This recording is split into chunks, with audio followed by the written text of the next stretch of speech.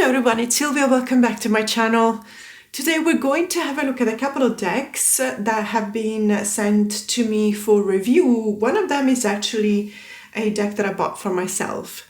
And first of all, I just wanted to thank you again for all the wonderful messages of support that we received. That I received out of the Tarot Tube community. It's always wonderful to see that there's people out there not just watching my videos but also caring about what happens to us. We're completely safe. We're back to extreme fire alert, which is not ideal, but there's also something to say. Obviously, we live in Australia and we live in a country that has a lot of these kind of climatic conditions, and it is extremely hot. So obviously there are conditions sometimes when the weather is really dry, when there hasn't been any rain for a while, and there's really hot and strong winds. You know, it may happen. So we know how to live with that. We coexist with this. And so extreme fire alert is something that we're more comfortable with. It's something that tells us that we can go back to live our lives in a normal way. But we always have to keep at the back of our minds that, keep in mind that it's something that may change at a very short notice. So I also really do appreciate all of the suggestions of buying a safe, for example, or a fire resistant bag for documents and stuff like that. We looked into it. Safes are really expensive here in Australia, or I imagine everywhere. But fire resistant bags for documents, they're actually really a good options. And so I'm going to try and buy some of those. Now, let's have a look at the decks. So the first one that I want to talk about, I'm very excited to present it to you. I've only ever seen it on another channel. I think Simon from the Hermit's Cave as presenter or talked about this deck. And I really like it because it is a deck that, well, first of all, this is the company that released the deck, Lontin Reader. I'm not entirely sure that this is pronounced the way I said it, so Lontin. My apologies if that is not the case, but they also sent me this bag, which is really always welcome because you guys know me. I do put my tarot in a bag for safety. You know what? It would be really cool if they started making fireproof bags, because then I wouldn't have to worry at all about fires. But in any case, then they sent a thank you card. Always very nice. You know, it's a nice touch because obviously we're here, we're doing our job, we are presenting these decks, we're doing what we can, and obviously it's very nice to be appreciated and acknowledged. Also, I forgot to say apologies about the scarf.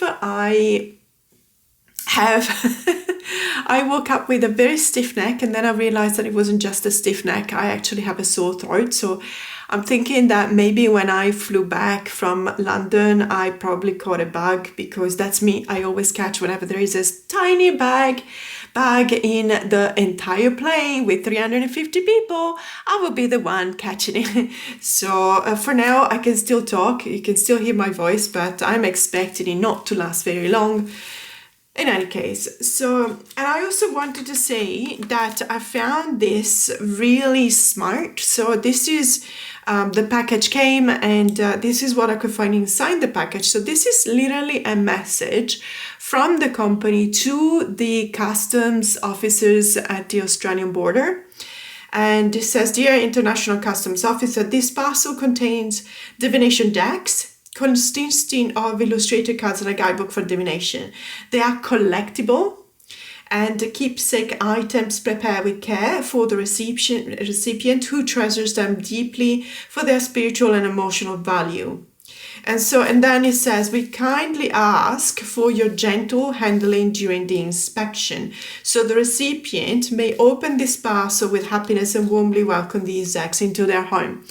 I will have to say, I don't think it changes anything, because customs officers in Australia are very I would say very swift. And so sometimes in being swift, they're not necessarily taking care not to destroy something that is inside the boxes. But I think it's really nice because at least, they made everything that they could. They did everything they could in such a way that when you order a deck, you don't receive it damaged. Obviously, I have no idea whether, custom offices are the same. I know the ones in Sydney because that's where I live and that's the port of entry. So obviously, these are the ones that will go through the boxes. But I've had some not so pleasant experience. In many cases, for example, when you don't declare everything that is in the parcel, they will keep it. They will literally keep it. Then, you have to message them. They don't even get in touch with you. You have to get in touch with them and you have to provide them with an updated invoice, for example, if you don't pay for, taxes. So I know that in the US, you have a completely revolutionized taxes system now. And I know that it's giving a lot of headaches to everyone, but I can assure you, you can ask Australians. If you want some examples on how to make the headache go away, ask Australians. We've been used to these kind of things for centuries, not centuries, but for many, many years. And we know how to deal with that. And I really like what they've done because putting a message like this means that at least they've done their part in ensuring that the parcel will not be damaged or the content of the parcel will not be damaged. So it's always very much appreciated. So I'm expecting, so this is the tarot deck. And obviously it's from Thailand, so it does show you the name. I'm expecting it to be the name in Thai. And this is the translation in English, Kanbon. I'm expecting it to be pronounced this way. Apologies if it's not. Kanbon, Tarot and Oracle. And it does come with this guidebook, which is very interesting. I'm just going to take a peek at the guidebook itself first, and then we're going to have a look at the deck. Let me just open this. So there's another bag, so it's very nice. I always appreciate it, always. And this is really good quality, by the way, very good. I'm gonna say linen, but I could be completely wrong. That tells you the extent of my knowledge when it comes to fabric. But it feels very sturdy, so you can actually use it quite a fair bit. And this is the guidebook, so let's just open it up. I'm also really happy that it's a Thai deck because let me tell you, my husband and I have been to Thailand that I counted 24 times, but it's actually more than that because I stopped counting at 24. So it's at least, I would say 26 or 27 times. For me, it's because it's halfway through to Europe. And so I always take 1 or 2 days off and I stop in Bangkok, and I just love Bangkok so much. It's one of my favorite cities on the entire planet. It's just really, really cool. I love the food. I love the people. I love the culture. I actually really love going to temples and just sitting there in peace. And it is just amazing. And the shopping is also pretty awesome. And I have a kinokuniya that it's, in my opinion, one of the biggest ones I've ever seen. Second only to the flagship kinokuniya, which is a bookstore, by the way, in Tokyo. But also, I will have to say, they definitely have the biggest Tarot and Oracle collection I've ever seen in a shop, ever. So it is literally shelves and shelves and shelves and shelves and shelves of Tarot and Oracle decks. And sometimes they also have indie decks there. So it is really worth it going there. The one I'm talking about is in Central World, which is a shopping center. So at the time of filming, I think that this deck is probably already available. When they contacted me, it was before I was meant to fly to London. And so I don't know whether it was available back then, but I'm expecting it to be available now. So I will make sure to put all of the details for you to check out in the description box below, including, the website, or eventually if they have an Etsy shop and so on and so forth. And so this is the card that comes with it. So, dear deck reader, I would like to express my heartfelt gratitude for your kind support for this Thai-born Kanbon or Kabon. So in here it says Kabon, but in here it says Kanbon. I don't know, it's probably, sometimes there's different English spellings to Thai words, and it same goes with Japanese, for example. That's the one Asian language that I do know. The G and the K are interchangeable, so I'm expecting it to be, that's the reason why it's spelled differently. Welcome in this creation, crafted with care and sincere dedication into your life, is deeply meaningful to me and our team. So it's really nice that there is this kind of appreciation and this acknowledgement that for us, because sometimes I've had experiences of tarot creators that they just sent stuff through and then I never heard back from them ever again.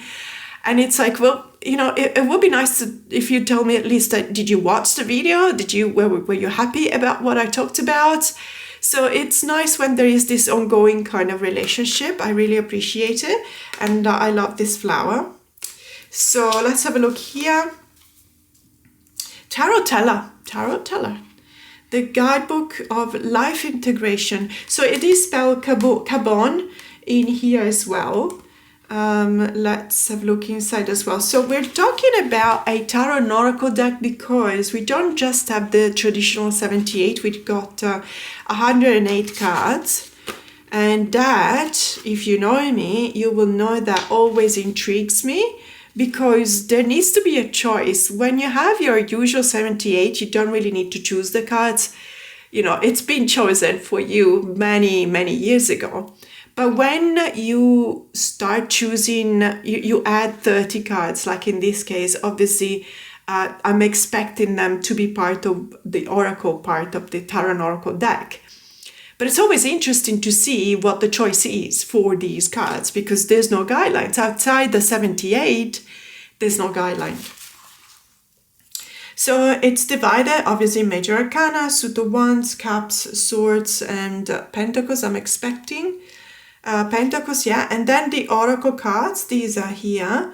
So I'm thinking these look at least borderless. Obviously we'll have a look at the cards later, and they really seem to integrate really well with the oracle cards as well, which means that you can use them together. Then we've got the meanings of the 78, so we're obviously looking at the tarot, and I don't know if you can tell, but the pages are colored in different colors, so I'm expecting that to be dividing the cards into the suits, so majors and all of the suits. And we've got a fair bit, so we've gotten all of the thumbprints for all of the majors here, and then we got the one for the one we're looking at, so the Fool in this case.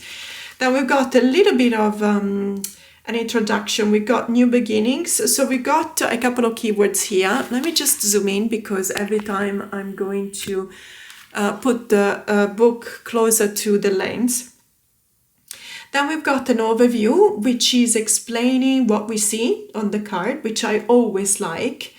Fantastic. So we have different kinds of readings and the meaning that it takes according to the reading you're doing. So if you're a tarot reader, as a tarot reader myself, I always appreciate this because obviously the cards, especially the major arcanas, come with all of the as above kind of keywords and meanings and energies.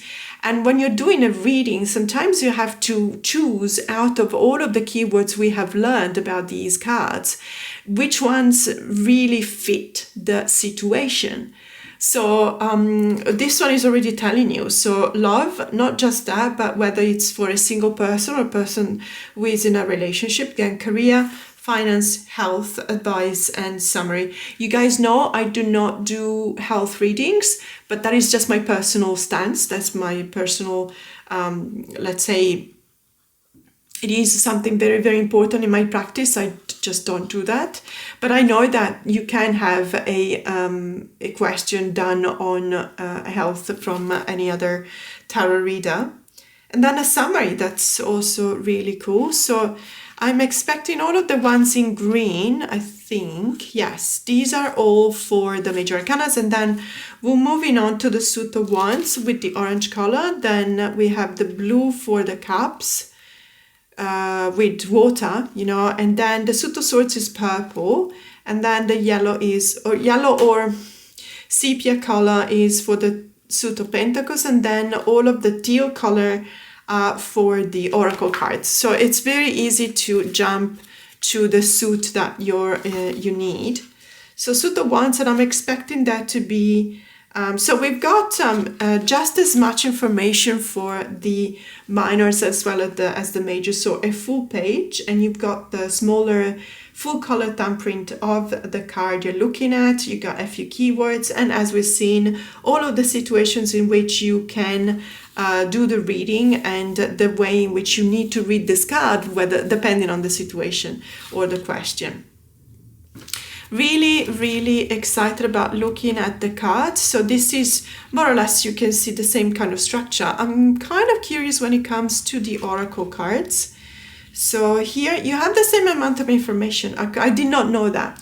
So we still have, let's say, the thumbprint. We got a few keywords. This one is called the spirit of the city, for example. Stability, sacred authority, protection, balance, foundation, spirit. And then we've got an overview, and same thing. So love, career, finance, health, advice, and summary. Really interesting because, you know, when it comes to tarot, you may have an RWS formation or a Marseille formation or a Thoth formation. You know your way around the cards, even when we're talking about a modern take on these systems, but you always kind of know how to read the card. But when it comes to oracle cards, I find that when we're looking at a modern deck that is not necessarily thematic, like it could be a botanical deck or an animal-based deck, or as recently we've done a lot of work with my members with the vampire-themed oracle deck, when you don't have something that specific, it's not always easy to read an oracle card. And so I'm always happy when I see that in the guidebook, they actually give you a lot to read from. So always very, very excited to start working with a deck that gives you so much. So let me just quickly open this and take away the wrapping. Okay, let me just zoom in a little bit more, so we can actually have a proper look at the cards. And let's see, I already like it so much. The offerings of food and rice especially. So I've been to Southeast Asia so many times. I've been to Asia in general so many times. It is my second home.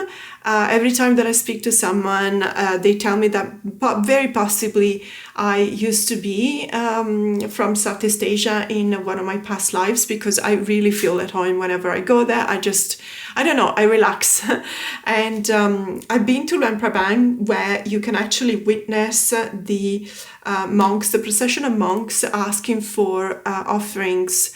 And more often than not, it's about rice and fruits. And it's really peaceful, really beautiful. Note, Luang Prabang is one of the most peaceful places I've ever been to in the whole of Asia. Even the markets, and normally when you go to a market, it's really loud because everyone is trying to sell, everyone is trying to bargain.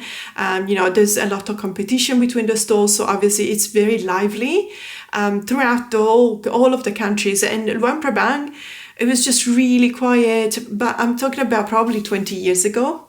So things may have changed. But this was my experience. I haven't been to the Republic of Laos in quite a while, so I should probably go back soon. So let's just open it up. And here, wow, look at how beautiful this is. This is really gorgeous. So this reminds me a lot of a few temples that I've seen. One that it reminds me of, it is not Angkor Wat. It does remind me of Angkor Wat in Cambodia, but I think that this is, I could be wrong, my apologies. And now it shows that I just said earlier that I've been there like 25 times. It could be Vatarun, but I'm not entirely sure.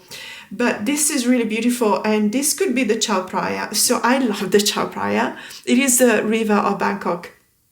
It brings back so many memories. I always go for a cruise because you go especially in the smaller canal, not the big ones, and you see life, actual life, like people living there.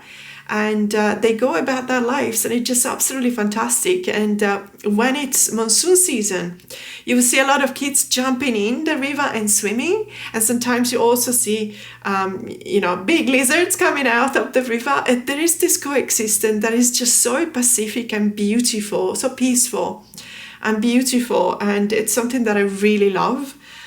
So I'm already smiling because I haven't been to Bangkok in a year and a half. I should really go back soon. So let's have a look at the cards. So they come with a belly band as always, and these are the bags, which is like a tree trunk. So it's really beautiful. This is a wraparound magnetic kind of box, which is always very much appreciated. Let me tell you, because the sturdier the boxes, the better. So they come gilded. As you can see, this is a really nice gold, very, very beautiful gold color. So removing the belly band, and I'm thinking I'm probably going to divide. So let's have a quick look at the cards, but then I'm going to separate the oracle cards just to see how thick the tarot deck is.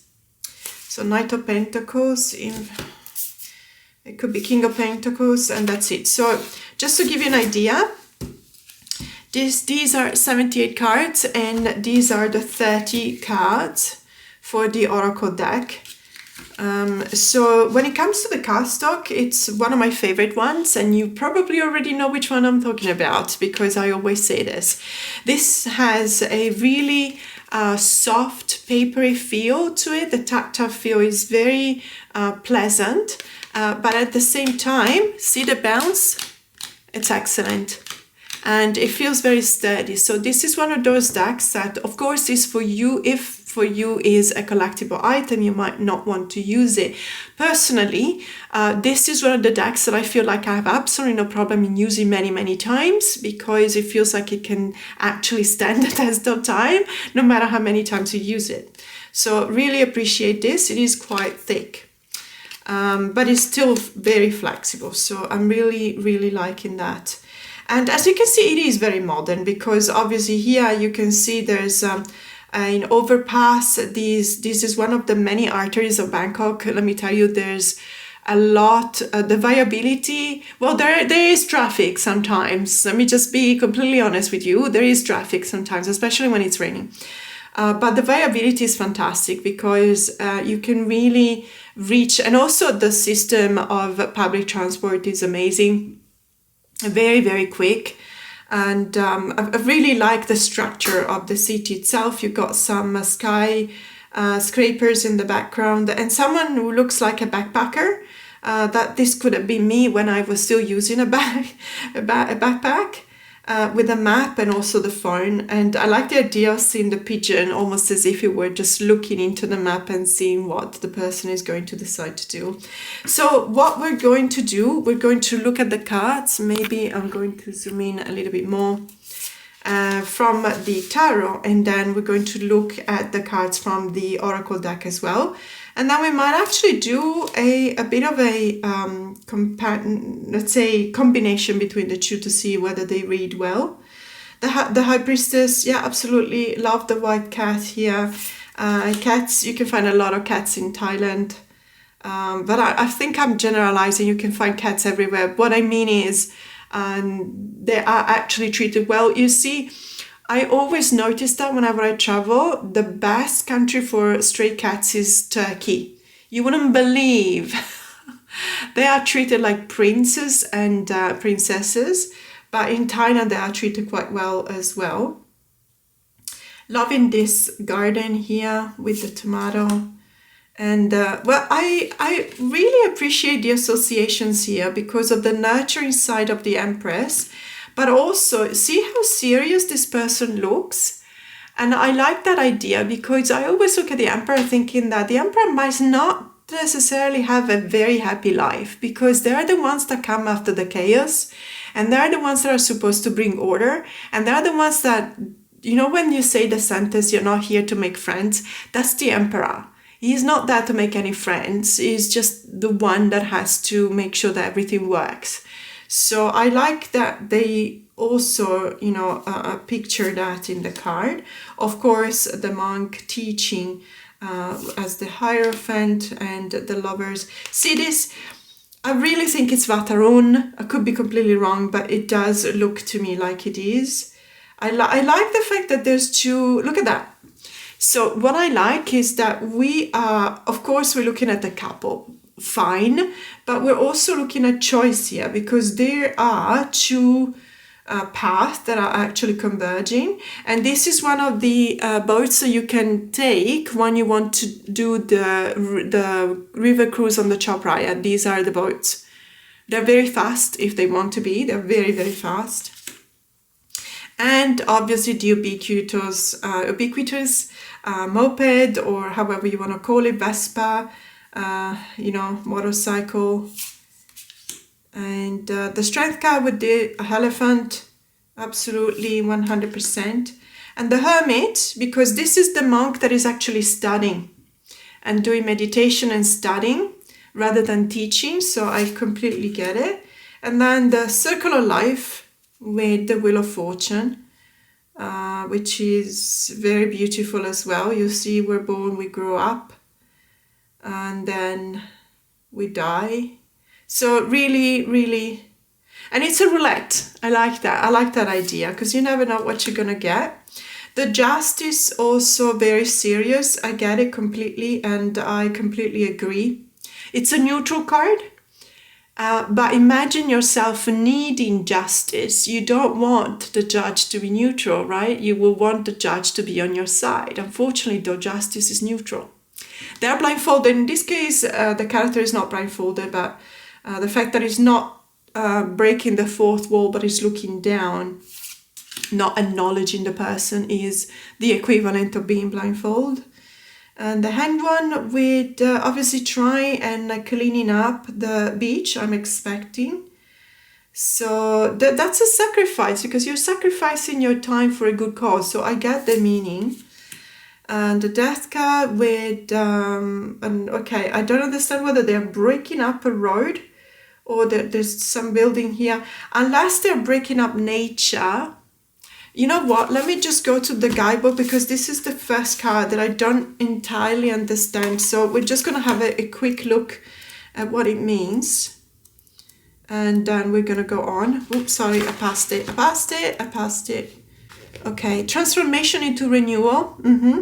A construction site shows old buildings. Okay, there you go. Now I get it. So there's old buildings being demolished while cranes and workers clear away the rubble. In the background, new high-rise buildings are being constructed. Yeah, absolutely. Of course, there is this cycle. It's an ending, but it's also a new beginning. Oh, yes, the tea. I love the tea with the Temperance card. Absolutely fantastic. Very... really great depiction of the moving of the liquid between the two vases. Really, really love it. The Devil with, this is a bar chart from a stock. I know that because I've been working in the stock market for 10 years. So I know how this can be the Devil card because it is always there on one side trying to seduce you, and on the other side telling you it's not gonna, it's gonna go down. It's not gonna go back up. But trust me, I've been there. 100%, so I completely understand this. And the Tower with Jenga, yeah, 100% as well. And the Star card with some kind of inspiration, illumination or guidance coming from the stars, really beautiful. I love the fact that there is this illumination on the face of the character. And the Moon reflected on water, yeah, 100%. And the Judgment card. So this looks here like there is this moment in which you have to give account of everything that you've done, and someone, it's very, there's also the equivalent in the Egyptian culture in which obviously they put on a scale your heart, and whether it's a heavy heart or a light heart, then it will show you if you've been good or bad in life, and it looks like someone is reading to you what you've done, and you're just a witness now. But I don't want to imagine what that would feel like, to be honest. And then the sun.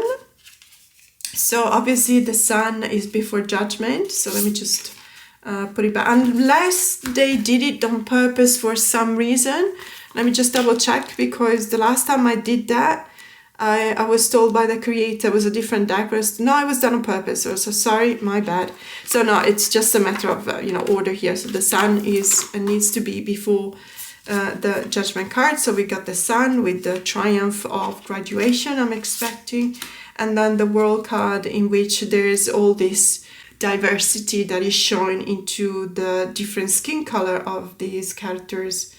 Really loving this. So moving on to the Suit of Wands. So I'm just gonna go a little bit quicker here. Again with the map, loving this, really loving this.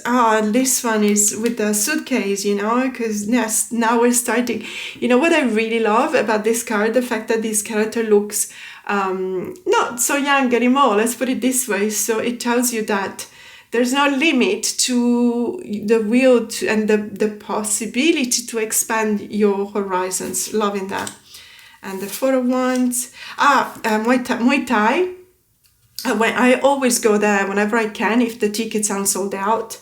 I really love it, because they are just, I don't know how much they must train to become this flexible. Trust me, it's a show. It's an amazing show. Muay Thai, it's Thai boxing basically. And winning a medal. So the Seven of Wands. There's obviously the authority here represented by the military, but there's a fire in the background, so it feels like it's defending the people here from a danger of some kind. The Eight of Wands with the news, traveling fast, absolutely. The Nine of Wands, training but also being wounded 100%. And the Lord of the Ten of Wands. So really excellent. Now, looking at the core cards, we don't have renamings, but we do have the Knight before the page. So sometimes it's done on purpose, sometimes it's not. So let me just double check on the caps. So page, Knight, so it's okay. So basically, sometimes it happens when a tarot deck is being packed. Sometimes it happens that, there's just one card that slips out and then they put it back in, and it might not be in the correct position, but it's absolutely fine. As long as we have the right cards on the deck, right? So we have, obviously, the Page of Wands with the Influencer. I like that. The Adventurer. And this one, for me, the Queen of Wands is the Performer. She could be a person in a shop, I'm thinking. So I like that, because you need to be a performer to sell something, 100%. And the King is more like, this is probably the King. Let me just double check, because I know I have a profound respect for the love of the royalty that they have in Thailand. A confident man dressed in an elegant suit holds a scepter crowned with the lion's head, symbolizing authority and strength. Okay, yeah. So I always learned this in a very respectful manner. I really appreciate and I find it fascinating. Being Italian myself, we don't have a king. We used to, but not in my lifetime. I always looked at figure of power as someone to be suspicious of, and I guess this resonates for many other people that don't have royalty in their country. But I've always felt so much respect for the way in which Thai citizens, look at their royalty. There's also one day of the year in which everyone wears a yellow t-shirt. I could be wrong. I think it's the king's birthday, or it is a festivity related to the royalty. It's the royal family. So it's actually really nice to be there during that day. So the Ace of Cups. And we're moving on to the Suit of Cups. Really beautiful as well. I know a lot of people living in Bangkok, from Bangkok. So whenever they invite us, It's so lovely that there's so many dishes with so much glorious food. You have no idea. It's so good. Every time I go to Thailand, I come back and I want to eat Thai for months on end. And I usually can find the right ingredient, but not all the time, especially green chili. I don't know why green chili peppers are difficult to find in Sydney, but they're so good. The family, and then we got the Page of Cups that we've seen on the card. The Knight of Cups, really beautiful with the sense of being really seductive. I like that, it's depicted really well. And the Queen of Cups, the nurturing side of the Queen of Cups has been, I'm imagining, a therapist. So I really love this depiction of the Queen of Cups and the King of Cups. And then we're moving on to the Suit of Swords, which is my favorite suit. So let's have a look at what we can see here. The Ace of Swords, so it looks like it's pointing to a drawing, obviously. The Two of Swords, the decision, obviously the decision, not knowing where to go. Do I move to the city and try my luck, or do I stay in the countryside and stay with my family? Yeah, completely understand this. And the Three of Swords, it looks like someone has just left. It looks like someone has just left here because they left behind someone that is broken. It's a broken... this is a bang, like a bracelet, let's say, and someone obviously is heartbroken out of this breakup. I'm expecting it to be. Then obviously there needs to be a moment of rest in the Four of Swords. The Five of Swords, everyone is discussing. I like it because this is more, it feels like more of a disaccord between people rather than competition between people, which will be more like the Five of Wands, one of the many meanings of the Five of Wands. But in here, it looks like they're stalling because no one can actually agree to something. And they're very aggressive. So I like the way in which this has been depicted. The Six of Swords. After there's been a disaster, we have to make our way back into normal life. So, but it's difficult. It is always difficult. And the Seven of Swords, it looks like someone has done something they were not too proud of doing, but they have to do it. And trying to make their way out of the window. So very suspicious. The Eight of Swords, with all of the sense of being imprisoned by all of these cables. The Nine of Swords, we're waking up at 3 a.m. with a sense of anxiety, sense of pending doom. And then the Ten of Swords, obviously the defeat, but there's always a ray of light coming out of the cloud. So I like that idea. So this one, interviewing the investigator, interviewing people, I love it because that is literally expressing the main motivation of the Page of Swords, asking what is happening, you know. And the Knight of Swords, this looks like one of the stations of the public transport. That looks to me, I could be wrong though. The Queen of Swords could very well be the judge. No, okay, so the judge is the King of Swords, and the Queen of Swords is still the CEO or someone with a lot of authority, but from the expression on the character's face, it feels like they have that kind of power to tell between black and white, and the power to ascertain whether something is correct or not. Now we're moving on to the Suit of Pentacles. Yeah, beautiful.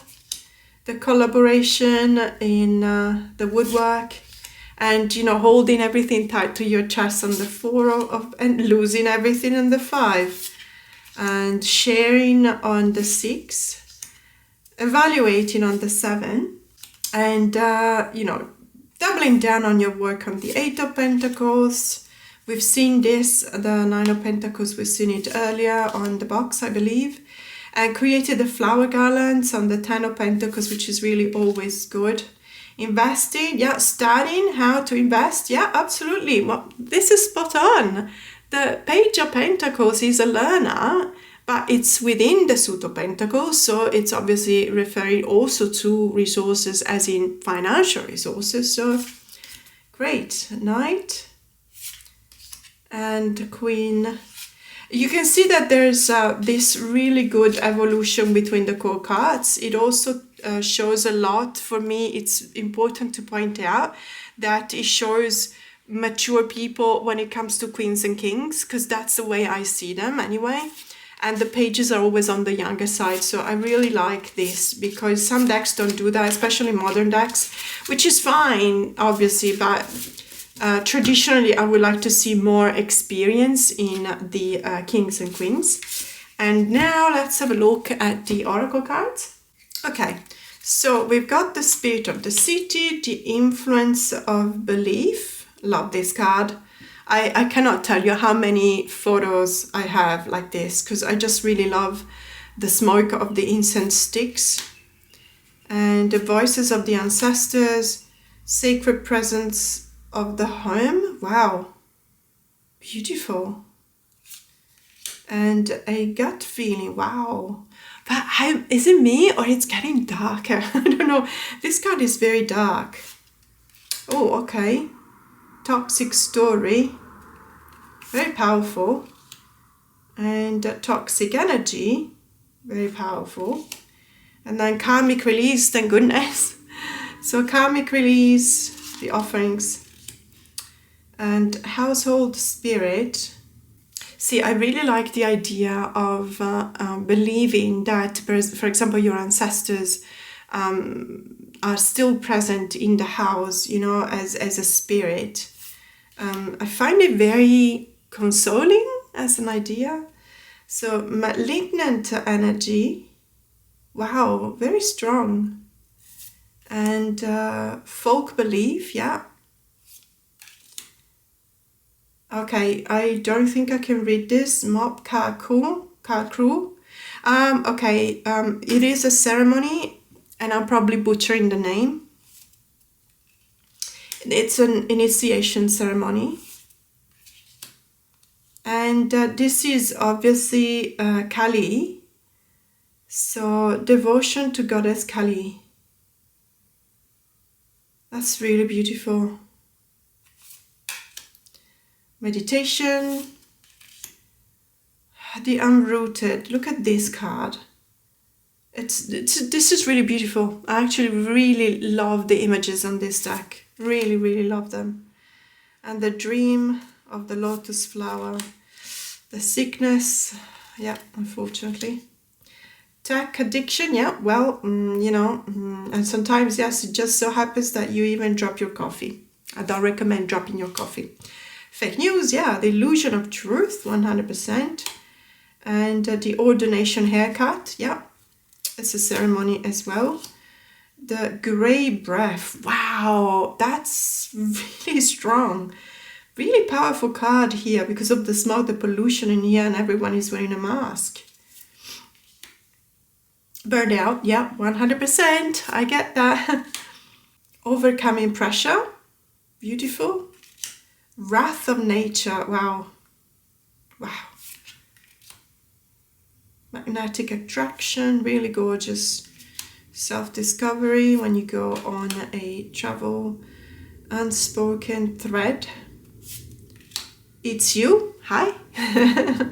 And this is just, so this is another moment of the story of Lord Buddha, I imagine. So let me just read for this one, because we haven't read out of any oracle cards. So the last one here, Ariyasaka. The image depicts the Buddha teaching the four noble truths: dukkha, suffering; samudaya, origin of suffering; nirodha, cessation of suffering; and magga, the path leading to the cessation of suffering. So it's definitely the teaching, truth, letting go, wisdom, peace, the path to the end of suffering. So the truth are there as well. Really, really gorgeous, absolutely beautiful. Let me just do a quick reading. Okay, so let's read the cards as a combo and see how they combine and they relate to each other. If we see any kind of resonance or building these bridges between the cards, as I always do when I read tarot and oracle decks together. So we start with the Wrath of Nature, which is the oracle card in the middle, and this is one of the most powerful cards of this deck. because you can tell the tension, the anxiety, but at the same time, the will to survive and to just overcome whatever it is that has happened here, that you can literally read from the expression of the character on the card. But at the same time, we have two very antagonistic cards on the sides, because we got the Four of Cups with this idea that we, no matter what is being offered to us, we cannot make up our mind because we ourselves we're not in the right space of mind to make a decision. So that the Four of Cups and the Five of Swords, it feels almost as if it's a natural consequence of what's been going on here. So after the emotional stillness and void as well of the Four of Cups, it's almost as if we were transported into this very difficult situation that we need to overcome by trusting ourselves and trusting our courage out of it. But it's almost as if there were so many things against that at this point. So this is a situation that tells you really need to be incredibly resilient, because you're not there in your heart, but you're also not there in your mind. Let's not forget that the Suit of Swords is the suit of the mind. So obviously the Five of Swords, if you look at that numerologically, it is the conflict. Obviously, there is also this atmosphere of constant disruption. So you're really facing a lot of issues here. Everything feels like it's against you. So it really does call for a lot of resilience. And then we've got the overcoming pressure with the Ace of Swords and the Lovers, really beautiful as well. How do we overcome pressure? By choosing. And it's probably a pressure of the mind, again with the Ace of Swords, but we need to make a choice. And sometimes this choice needs to be done with the knowledge that we're not necessarily alone in our endeavor, in our journey. And the burned out with the Four of Swords, well, the burnout is a Four of Swords. It's the moment in which you can no longer do anything and you just need to rest because your body is just literally forcing you to take a moment. And the Chariot, which is, showing you how you can actually overcome these kind of obstacles after you've been taking a break. And the Grey Breath with the Three of Swords and the Hanged One. So this is also really beautiful because at the same time it makes you feel how confused you can be in a situation of the Three of Swords. Let's not forget the Three of Swords is in the growth in the suit of the mind. So obviously we are overwhelmed with the circumstances we're under, the situation that has developed in our lives at present.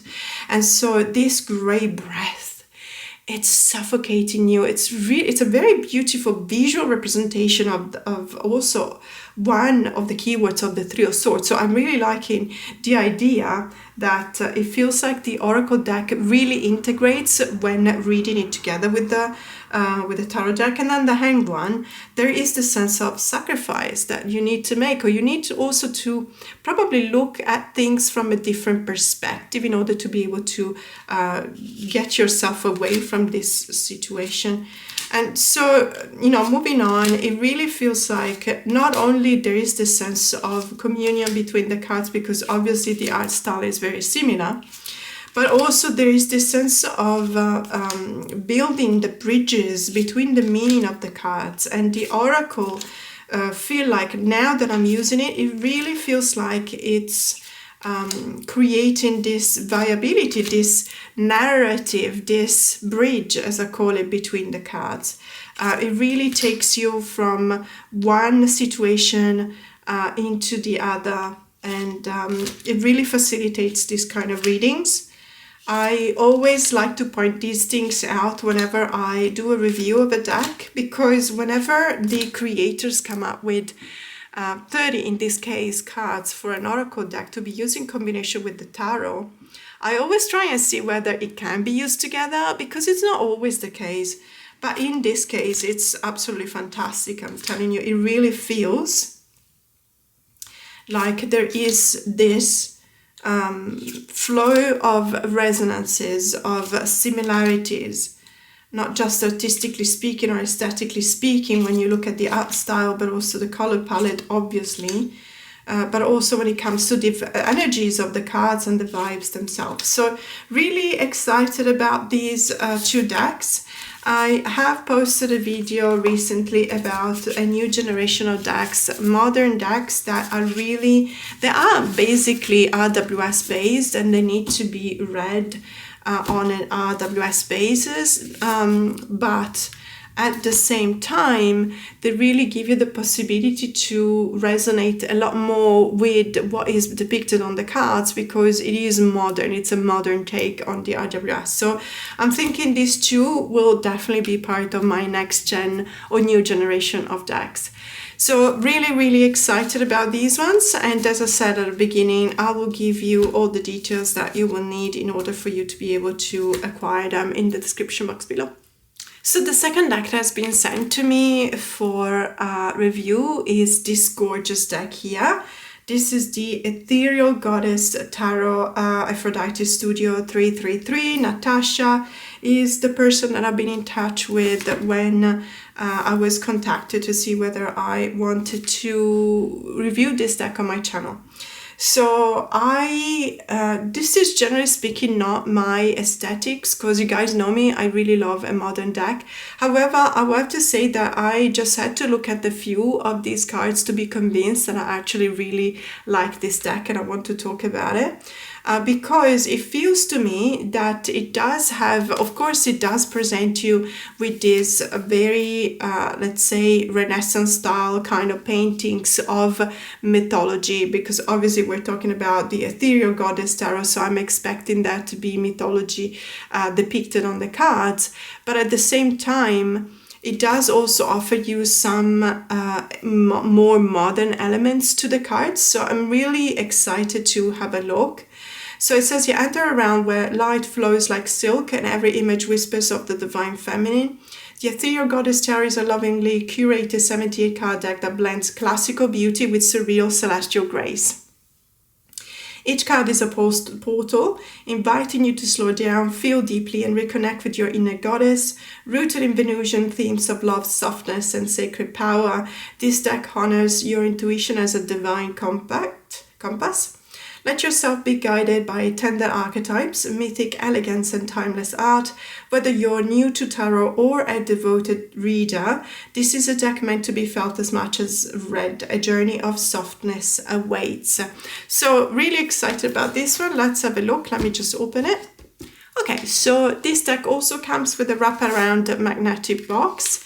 I think it's the best option. I know that it's pricier than a tag box, of course, but it's really beautiful and I like that it's decorated inside as well. So one thing that I just wanted to say when I talked with the creator is that I will have to cover the nipples.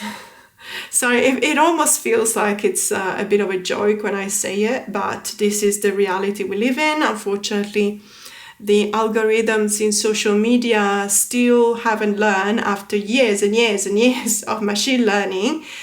They have not learned how to distinguish between nudity, weaponized nudity, aggressive nudity, violent nudity, and a nudity that is actually artistic. So we're still at the level in which many of our channels, including mine, we have been flagged because we posted nudity when it was artistic nudity. And let me tell you, it's happening more and more often, which is the contrary of what you would expect, obviously, because machine learning is supposed to learn. And I don't know, maybe they don't want to distinguish. Maybe nudity is just all of it really bad. I don't know what to say. Every time I try and speak with the tech support, it's a chat, and I really suspect that it's AI because they always answer the same way. So I have no idea what's going on. Anyway, so as you can see, I'm going to use this coin here. So when you see this coin in the cards, it means that there are nipples. So this is the guidebook, and yeah, with a table of contents and a foreword from Natasha. and an introduction as well. This deck was born after Venus Morning Star, in a moment when I craved something softer, sweeter and more innocent. I was, let's be honest, a bit fed up with society's noise, its trend and stereotypes that so often feel inauthentic. Yeah, I completely understand. All I wanted was to sit down with my cards, plus play on my favorite rock anthems and slip into another world entirely. Fair enough, you know, just tarot can be escapism, but it can also, and escapism, I don't know since when it's become negative a word, because it's not. It just means that we are in a Four of Swords situation. We just need to step away, or even the Hermit. We need to step away from something and, you know, recuperate the energy that we lost, and then we'll be back sooner or later. Everyone needs some me time. How to work with this book? So there's a poem as well, some keywords, astrological correspondences and symbols, and the upright and reverse meanings. So I'm expecting it to be in the cards here, but we also have symbols here. So wands, cups, swords and coins. That's pretty straightforward, and the alchemical symbols, absolutely, and the planetary symbols and the moon phases. So it's interesting that there's a legend here. I mean, for me, it's like I know these ones, but I also know that it probably took me a while to memorize these symbols, especially when it comes to the planets and also the moon phases. And don't get me started when I moved to Australia, because we have the moon phases, we call them. I'm always confused in this. Like, we see them at the opposite, in the opposite way, of course, from the northern hemisphere, but they're still called the same way. So for me, it's like, what is that again? Yeah. Anyway, renaming of the cards. Okay, there is a renaming here. So let's have a look at what it is. For the Fool, we have the Pearl. Absolutely. For the Hierophant, we have the Divine Teacher. That makes sense. The Hanged One is the Surrendered. The Death is the Knight. And the Tower is the Storm. Okay, fair enough. Then we've got a few, I imagine, a few spreads and layout. So we got the 3-card spread and the Celtic Cross, of course. And we got the Goddess spread with Maiden, Mother, Warrior, Lover, Crone. Loving this expansion on the Maiden, Mother, Crone energy. So this will be a really interesting one. Obviously, because it is a Divine Feminine kind of deck, I would really recommend trying out this spread because it does tap on those kind of energies. And then we've got the meaning. So obviously we can see here, there's a small full color thumbprint of the card and all of the meanings here. So what I will have to do, and also, sorry, it's my poor eyesight, but I think that the pages are actually in different color depending on the suit. So it will be easier also when you see from here. I don't know if I can show you, it probably doesn't show on camera. In real life, you can actually tell which color the pages are from the edges. So you can jump immediately into the suit that you need for the card that you're reading, which is always very much appreciated. So I'm going to have to go through the deck and obviously spot all the nipples, and then we'll go through the cards together. By the way, can I just say I really love these edges. I don't think the camera can do it any justice because looking through the lens here, you don't really see it. But let me tell you, in real life, this is the most beautiful colorful edges, gilded edges that I've ever seen in any deck. Yeah, I know it's a big call. I've got 700 decks, so, you know, and I've seen more than that. But this, how can I describe it? So this is a pearlescent kind of warm pink. Let's put it this way, and I hope that I covered everything. It's really gorgeous. My goodness, this is really gorgeous. I wish there were like a definition of this color so I could tell all the artists to pick this color because it's really gorgeous. And these are the backs, by the way, but we've seen them in the guidebook as well when we were checking out the spreads. So these are the backs with the two seashells. Really beautiful. So let's have a look at the cards now. So obviously it does come with an intro card, which is the same as the full card. And the Magician, really beautiful, very beautiful vibes, by the way. And the High Priestess, I love the really long hair. I wish my hair, so I'm trying to let it grow. I wish one day it would be as long as that. Really gorgeous. And a really beautiful Empress with angels here. And the Emperor.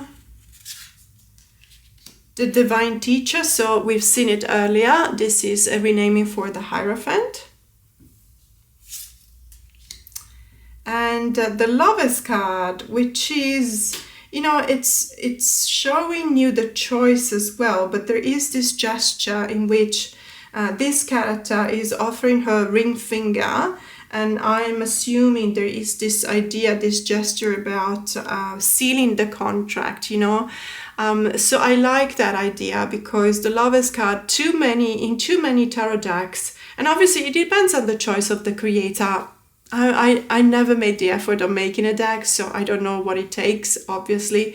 But as tarot collectors and as tarot readers, we always want to see the Lovers card depicted in a certain way, where we are given the idea that there is this sense of choosing, you know, and it's not always an easy choice.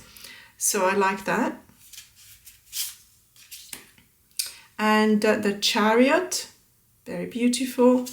I also like the borders. I generally don't say this very often, but I like it because it gives the opportunity to focus on the symbols as well. So the symbols in some decks are inside the scene of the card, and they are not always as easy to spot, but when they are on the border, then you can immediately go there if you want to.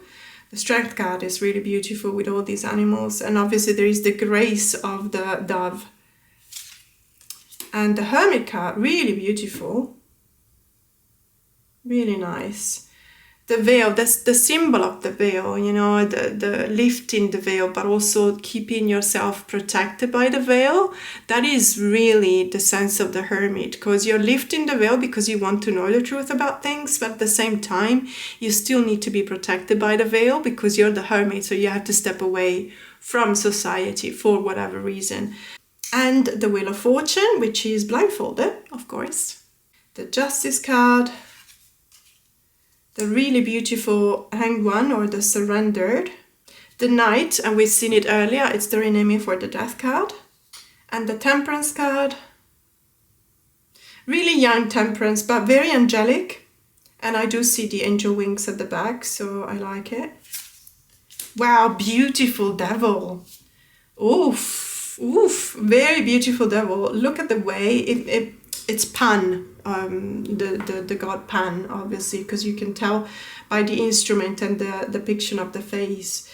But I love the fact that it's looking down at people, because I don't know if you can tell. So these are obviously people, and it's looking down, it's almost kind of giggling and smiling and having a good time. So yeah, lucky you, you're having a good time. The Tower is the Storm, as we've seen earlier. I like it. There is this sense of a very strong wind that is taking everything in its, you know, wherever it's going, it's just taking everything with it. So I like it. I like that idea of being swept by the wind in the Tower. And the Star card. My favorite card of all time, as always. The star is always very important to me. I like this one. There is this sense of illumination coming from the star, so this sense of guidance that accompanies the person here. And to me, I might, maybe not, but to me it feels almost as if this character is almost feeling like the light is so strong that they need to cover their eyes, you know, because it's otherwise too strong. And the Moon card. The Sun, really beautiful, really gorgeous, this Sun card. By the way, may I just say that the face depicted here feels very similar to one of those paintings from the 20s or the 30s. So there's not very classical. I understand that the pose is classical, but it's a very beautiful painting, very beautiful depiction. And the Judgment card. And the World card, absolutely. This is Cupid, obviously, ready to break the fourth wall and shoot that arrow at you, the reader. You know, it's this sense of having accomplished something and and having to celebrate, but also knowing at the same time that there will be something new happening very soon. So now we're moving on to the suit of wands. So obviously the suit of fire, we can see the symbol, really beautiful. Again, this to me looks like that typical depiction of the 20s, of the 30s, you know, the faces with the miniature nose and the miniature lips. Even in this case, for example, really beautiful. Let me just, now that we've seen, as I always do, I'm just going to go a little bit quicker when it comes to the minors. And as, oh, beautiful Four of Wands. So as always, I will provide you with the link if you wish to check it out and purchase it for yourself in the description box below. Beautiful Five of Wands. Oh, the Six of Wands is really gorgeous. This sense of victory. Even, you know, standing on a pedestal, standing on a rock. And a gorgeous Seven of Wands, a jaguar, I believe. If I know my markings, this should be a jaguar, but I could be wrong. Very beautiful Eight of Wands, and the Queen of Wands, and the King of Wands, and then we're moving on to the Suit of Cups, really beautiful. The Five of Cups with the idea of despairing, you know, the despair that you feel over something that it might not necessarily be a tragic loss, but is the loss nonetheless. And so it does have quite a strong influence on your feelings. And the Eight of Cups, the really beautiful Nine of Cups. This one reminds me so much of so many paintings from Italian painters from the 20th and the 20s and the 30s in the 20th century, so 1920s, 1930s, because we were going through this kind of period of time in which this was considered, and it still is really beautiful, but the canon of beauty, they always change, obviously, depending on, they change with time, I like to say, right? So it's really nice to see that we have a little bit of sampling out of that kind of art style as well. The Ten of Cups, Page of Cups,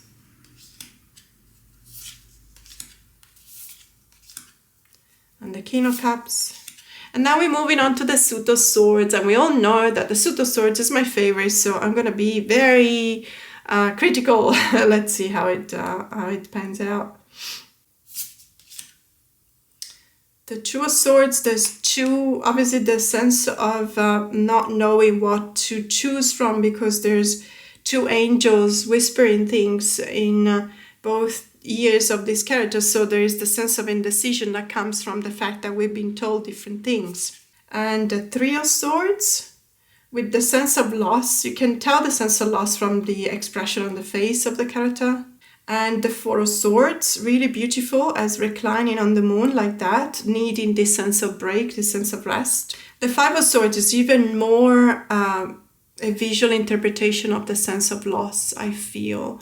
So this for me is focusing more on the aftermath of the energies of the five. It is a five gone wrong. There is still that sense of being in a position in which there is no winning, which is at the core of the Five of Swords, because it is the disruption in the suit of the mind. So you're basically, there's a lot of toxic thoughts around you and manipulation, and the result is a loss that you could not have prevented, let's put it this way. In the Six of Swords, this is a very special Six of Swords, because it almost feels as if there is a lighter sense to the card. And when we look at the Six of Swords, to me, the characters are going through a really tough time and they're looking ahead. But there's also that promise that on the other side of the river, or whatever body of water you're crossing, there is a sense of hope because of a better weather, for example. The Nine of Swords and the Ten of Swords. And now we're moving on to the core cards for the Suit of Swords, the Page, the Knight. That looks like a Templar, for example. and the Queen of Swords, and the King. Really beautiful, almost Caravaggio-like nature here, still nature, Ace of Coins, pointing to the suit of resources. Really beautiful, 3 of Coins and the 4 of Coins with the butterfly wings. I like that. So this deck is really gorgeous. I mean, I feel like the aesthetics are incredibly beautiful. And I also do agree with the creator about this sense of being by yourself with the cards and being able to feel like you're in your own private world and being able to interact with these cards rather than having to interact with the outside world. So as such, it feels like a very meditative kind of deck. So it's one of those decks that I would definitely recommend for your own personal use, even though of course you can use it for divination. But I do believe that there is a lot more vibes in this deck that will kind of help you in your personal journey to attain, enlightenment, but even this sense of reaching peace and developing peace around you. Because it does transport you into this kind of really peaceful kind of realm, and where there's not too much aggression, there's no violence, there's no opposing kind of or antagonizing energy. So I really like it in the softwares. I do see now why the use of the word softness. It's not just softness of the art style and the color palette. It's also softness of the fabric, for example, here. But also at the same time, there is this sense of being at peace. So I really like it and appreciate it. And I think that it will definitely occupy that space in my practice where I need this sense of stillness and softness. So really beautiful.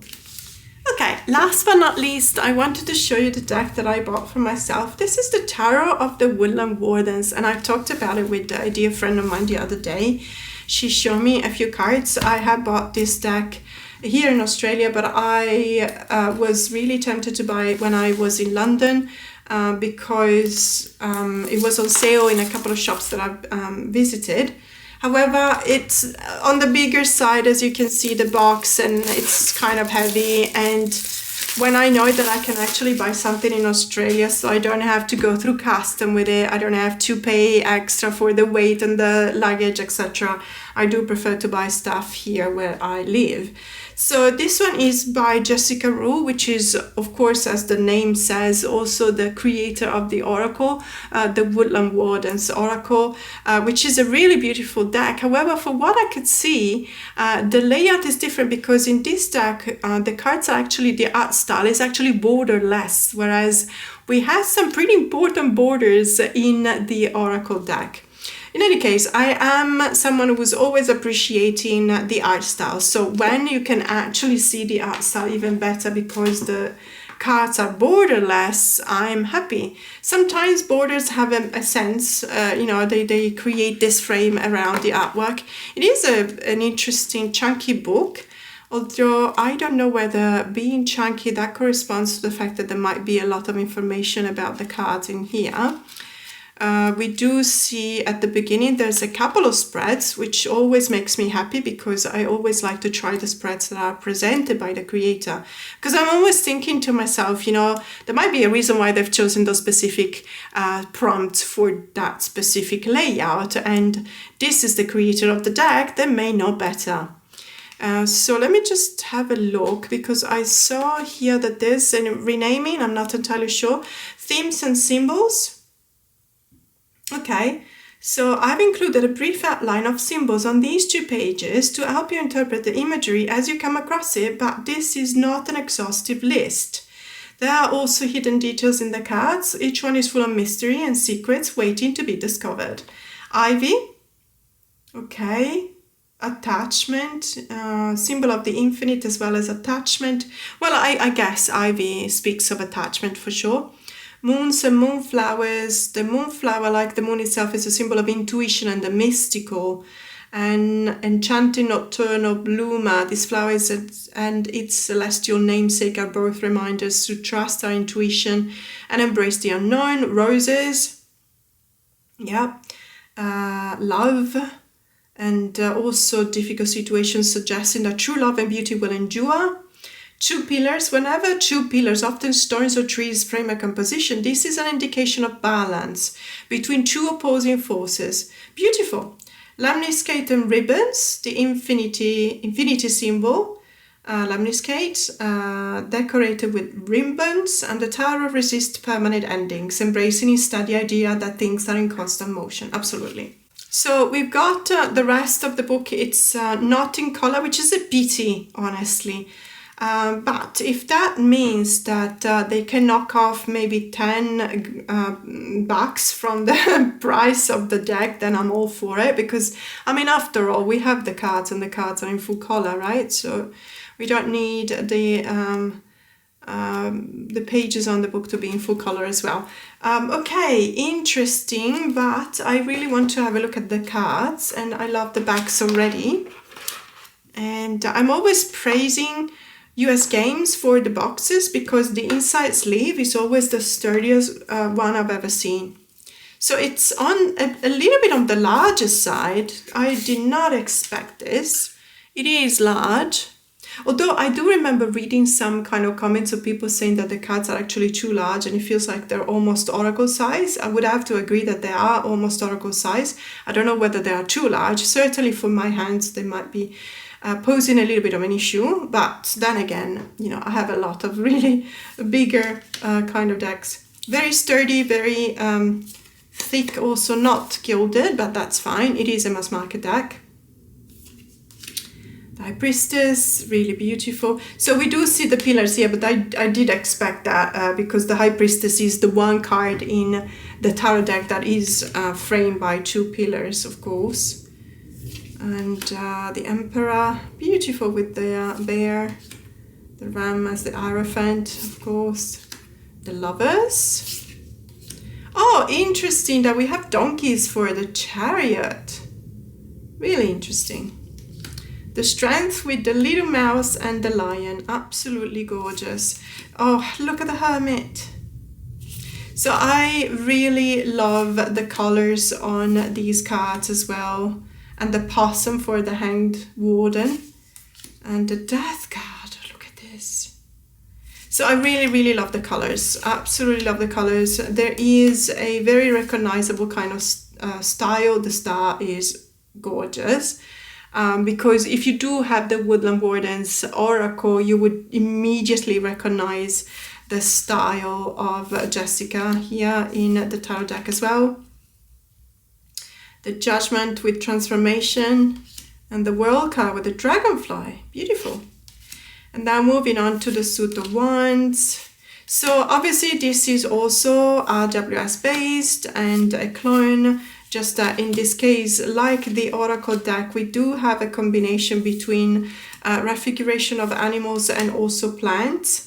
Although, if you remember, in the Oracle, we had the presence of plant and animal was very specifically reported on the cards, because it was actually on the bottom of the card. You could see the name of the plant and animal. So that carried even more weight. I feel like that carried even more weight. On the other hand, though, this is a tarot deck, so when you do have a title on a card on a tarot deck, it will be what card that is, the Eight of Arrows in this case. And so unless you add another title, which sometimes can create a little bit of confusion, I would say that Jessica made the right choice in here by not specifying, that this is a snake, for example. We can probably see that by ourselves, and bees, etc. Really, really nice, very beautiful, very sweet, very, beautiful in the colors as well. And of course we have the spider, because there has to be a spider. I really don't understand why we always have to have a spider in an animal-based deck. But, that's just my arachnophobic self that is speaking. So really, really nice as well. So I'm going to try and pair it up with the Oracle deck in a second. So you see what I mean? The Oracle deck has got some rather important, I would say, borders. And it's ironic because this way, so I see borders as walls sometimes, especially when they are in the card in the middle, in this case, the Oracle deck. So instead of creating this flow that goes from the cards on the outside, which are the tarot cards, into the oracle or vice versa, there is a very single stance. It's almost as if these three characters were situated in three different rooms divided by these walls, and then they can still communicate with each other, but it's not a flowing kind of communication. So I'm actually thinking, I know that there's a lot of people who trim this deck down to the artwork, and so this is I never felt like I wanted to, because I felt like it made sense to have these kind of borders when I was just using the oracle by itself. But now that I see the tarot cards borderless, I'm thinking whether it's actually a good idea or something that I might be thinking about in trimming the cards of the oracle decks as well. I know that many of you have already done that, so please let me know in the comments below if you do have this oracle deck trimmed out to the outside, and also if you're pairing up with the tarot deck. Does it work as a flow? Is there more of let's say, is it easier to read the cards, or is it still, because it really feels like it could benefit from that.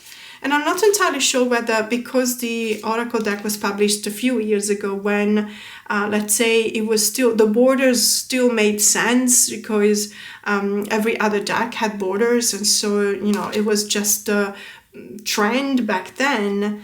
And obviously the tarot deck has just been released, so probably a couple of months ago, and so it doesn't make sense anymore, because it's not a trend to have borders this big, you know, in a card. But I really feel like we could have a little bit more of a flow if this deck did not display these borders. In any case, that's a question from me to you. If you have that deck and you trimmed it down, are you happy with the results or not? And now I'm just going to try and pair it up with another oracle deck that I've got here. And this is the Dream Song Oracle, written by Angie Salins, and the artwork is by Marta Orlowska. And I really feel like it could be a good pairing, but let me just try it out. So I feel like this could be a better pairing, possibly not from an artistic point of view. Of course, when you pair up two decks that have been made by the same creator with the same art style, they would match more than two decks created by two different people. However, because from a stylistic point of view, we have the same choices here, they're both borderless. But also because it feels like both the Tarot and Oracle deck by Jessica Wu are very earthy. It feels like the vibes are very earthy. They kind of need what I consider an airy deck, like this Oracle deck, the Dream Song, to have a little bit more of a balance. So that's just my idea, but I haven't tried it out. I'm literally trying it out here with you guys. And I don't know, tell me what you think. I feel like I can actually see that happening. I can definitely feel a bit more of a balance, probably also due to the fact, oh, really beautiful, look at that. Probably also due to the fact that there's not that many, but there are characters, human characters on the cards in the Oracle deck. And there are none in the tarot cards. So maybe that will also give you a little bit more of a balance when we pair them up together. And you know what? The color palette is not that dissimilar. And I'm also thinking, now that I am pairing them up together, that the art style might not be that dissimilar either. So this is actually turning out to be, I believe, a rather good choice of using these two decks together. And there's also a lot of natural elements in the Oracle decks as well. You can see animals, you can see plants, you can see natural kind of landscapes, even though there is that element of surrealism that kind of makes it quite independent. But you do want that in an Oracle deck, especially when you're using it together with the Tarot deck. Otherwise it will be, everything will be too homogeneous to probably also a bit still, let's say, level, rather than having a depth. And yeah, I'm actually liking it. I'm really liking it. There is something to say. I am a huge fan of this deck. I mean, Angie Salin has been incredibly productive. There's every other deck published has been written by Angie. But I would say this one, when combined with Marta's artwork, it feels like it's a really winner. It's an excellent deck. That's what I wanted to say. So we are here at the end of the video. I am apologizing because I'm actually deteriorating. I'm feeling almost very fluey. So if I put an egg, a raw egg on my forehead, it feels like I could probably fry it. For how hot it feels. But that was a very long video, so if you made it this far, you're a hero. Thank you so much. In any case, really beautiful decks that I've displayed today. I'm very, very happy to have them in my collection. What decks did you buy recently? Let me know in the comments below. Thank you so much for watching, and I will see you very soon. Bye!